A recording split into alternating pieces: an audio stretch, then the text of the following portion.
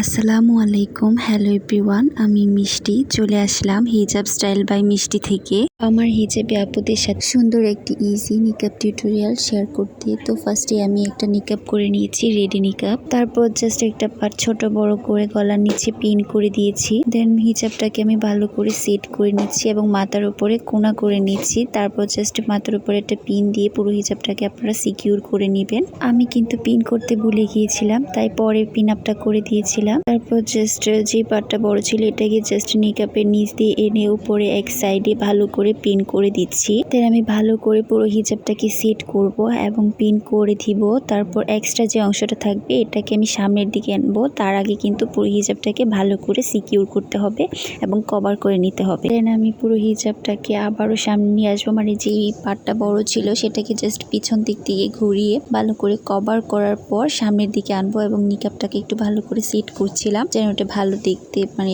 সুন্দরভাবে সেট থাকে। দেন জাস্ট আমি সুন্দর করে দুই সাইডে দুইটা ব্রুচ ইউজ করব এবং মাথায় হিজাব প্যান বা টিকলি তোমাদের পছন্দ মতো তোমরা কিন্তু ইউজ করতে পারো, আমি যেটা অল টাইমই বলি। তো এখন আমি আমার এক সাইডে একটা ব্রুচ ইউজ করছি। এটা হচ্ছে একটা প্রজাপতি ছিল, দুইটা জোড়া প্রজাপতি, ওই ব্রুচগুলো ইউজ করছিলাম। তো আরেক সাইডেও আমি ব্রুচ ইউজ করব। তোমরা কিন্তু তোমাদের পছন্দ মতো ব্রুচ সেফটি পিন ইউজ করতে পারো, যার যেটা ভালো লাগে সেটা ইউজ করতে পারো। এখানে কিন্তু পিনও তোমরা ইউজ করতে পারো। দেন উপরে যে অংশটুকু মানে উঁচু হয়ে আছে সেটাকে জাস্ট আমি একটা পিন দিয়ে সুন্দর করে এখানে সেট করে নিব। তো তোমাদের কাছে আমার হিজাব টিউটোরিয়ালগুলো ভালো লাগলে অবশ্যই আমার ইউটিউব চ্যানেলটাকে একটা সাবস্ক্রাইব করে দিবা। আর যদি ভিডিওটি ফেসবুক পেজ থেকে দেখে থাকো তাহলে অবশ্যই আমার ফেসবুক পেজ থেকে একটা লাইক ফলো দিয়ে পাশে পাও এবং ভিডিওটি ভালো লাগলে অবশ্যই শেয়ার করে অন্যদের দেখার সুযোগ করে দিবা। ধন্যবাদ সবাইকে।